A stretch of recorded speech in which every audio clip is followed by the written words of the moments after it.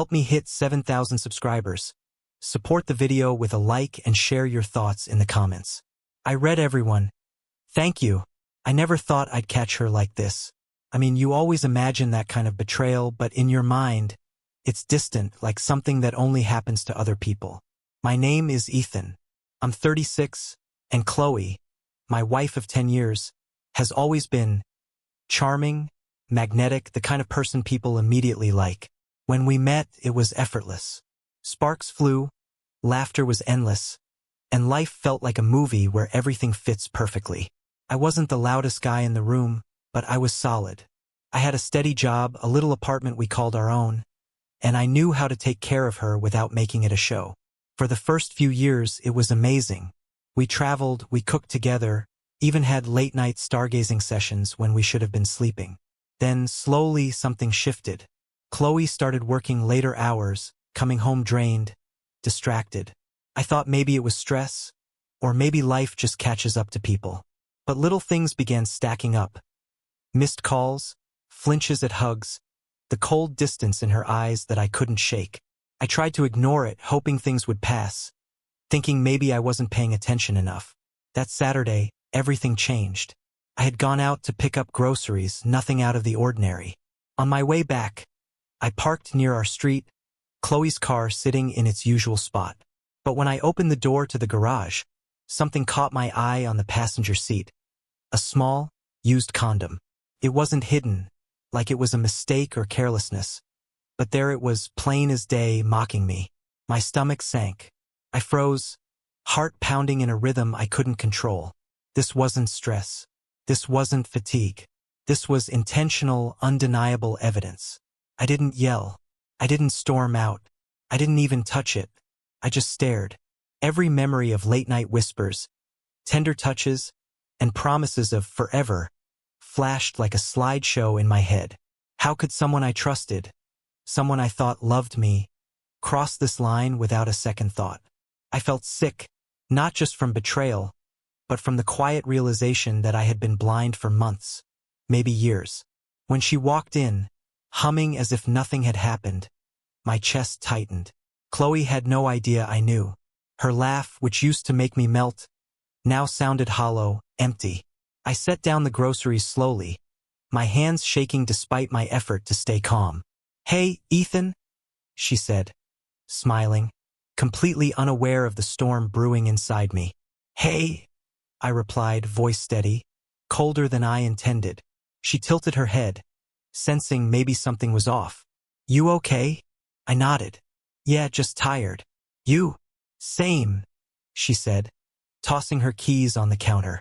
Then, without warning, she grabbed her phone and disappeared into the bedroom. I followed a moment later, careful, calm. I needed her to know I wasn't reacting out of anger, because anger is temporary. Clarity is permanent. I sat on the edge of the bed, holding the small item in my hand, studying it. Every second that passed made the silence heavier. Chloe's footsteps approached. She peeked in, eyes curious, and I didn't even look up. "Ethan, what?" "I found this," I said, voice low, deliberate. "In your car." "Care to explain?" Her eyes widened, just slightly. Not shock, not guilt, just surprise. Like she had expected me to never notice. And maybe I wouldn't have, if it weren't for that careless placement, that thoughtless sign of betrayal. She opened her mouth, then closed it. I didn't wait for her excuses, for lies. I already knew the truth. The question wasn't whether she cheated. It was how long I had allowed myself to live in denial. I left the room, not shouting, not panicking. I went to the kitchen and grabbed something small. A gift she had given me years ago, wrapped in paper that had started to yellow at the edges. I left it on the counter with a note. "I hope you're happy, because I'm done pretending." Then, I went outside, inhaled deeply, letting the cool air fill my lungs, trying to calm the rage and sorrow. Milo, my friend and neighbor, happened to be outside walking his dog. "Hey man," he said casually, but I knew he sensed it. "Not great," I admitted, voice quiet. "But I'll manage." I didn't need advice.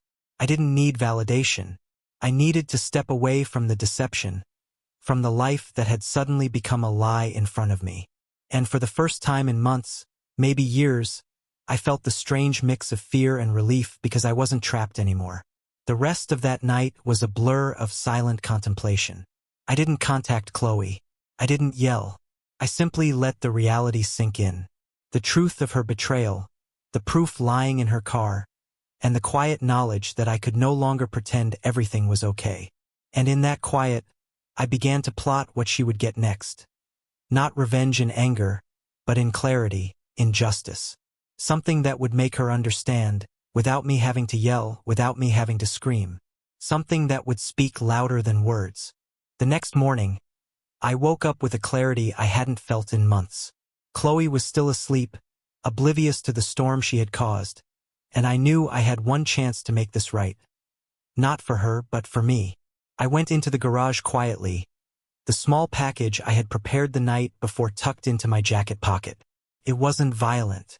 It wasn't cruel in a childish way. It was precise, thoughtful, just enough to make her confront her own choices. I slipped into her car, careful not to disturb anything else. There, where the used condom had been so carelessly left, I placed a single envelope. On the front, in neat handwriting, "I found this. You found nothing but emptiness with your choices. Enjoy it." Inside, I didn't just leave a note. I left evidence of her own deceit in the most ironic way possible. A small disposable camera I had secretly placed in the glove compartment weeks ago, capturing her coming and going during the hours I suspected. Nothing illegal. Nothing anyone could report me for.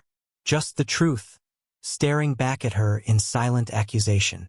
I locked the car and stepped back, inhaling deeply.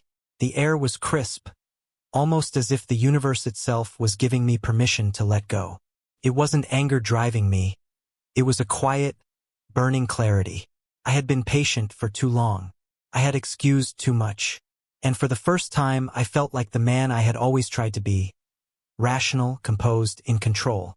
Chloe didn't notice immediately. She drove off to work like any other day, humming along to her playlist, coffee in hand, blissfully unaware of what awaited her when she returned. And I stayed back, sitting on the porch with Milo, watching the world move, feeling both pain and liberation mix into a strange, intoxicating cocktail. By mid-afternoon, my phone buzzed with a flurry of messages from Chloe. Confused, frantic, panicked. She didn't know I had seen the condom, didn't know I had anticipated her moves, didn't realize that for once, the game had shifted. The texts were frantic. "Ethan, what is this? Who did this? Are you insane? And then the calls began. Her tone was sharp, desperate. She was used to me bending, excusing, explaining. This time, silence. I let every message sit unanswered. That evening, she came home, slamming the door with a force that rattled the walls. I was waiting in the living room, calm, collected, holding a glass of water. She froze when she saw me. For a moment, I saw something I hadn't expected. Fear. Not physical fear, but the dawning recognition that her games were over. "Ethan, what did you do?" she demanded, voice trembling. I set my glass down, eyes steady. "I let you see the consequences of your choices," I said softly. "I didn't act out of anger. I acted out of clarity. You cheated, you lied, and you thought I'd never notice. I did. And now you have a chance to face it." Her face paled. She stammered, tried to explain, tried to deny. But I had already heard enough. I had watched the signs, pieced together the puzzle, and finally, I had reclaimed control over my life. For years, I had been a ghost in my own home. Ignored, dismissed, taken for granted. No more. The night stretched long and silent. Chloe didn't sleep well. I did. For the first time in a decade, I slept without a weight pressing down on my chest. The quiet was intoxicating, cleansing. It was proof that liberation didn't always need shouting or chaos. It often came in small, deliberate acts of truth. Over the next few days, I maintained distance. No confrontation, no excuses. Just quiet observation as Chloe began to grasp the reality of her actions. She couldn't hide, couldn't deflect, couldn't manipulate.